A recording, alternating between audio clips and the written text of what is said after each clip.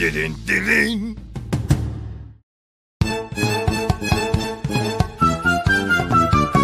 شب یلدا شد و شام گوشین کبابی وای،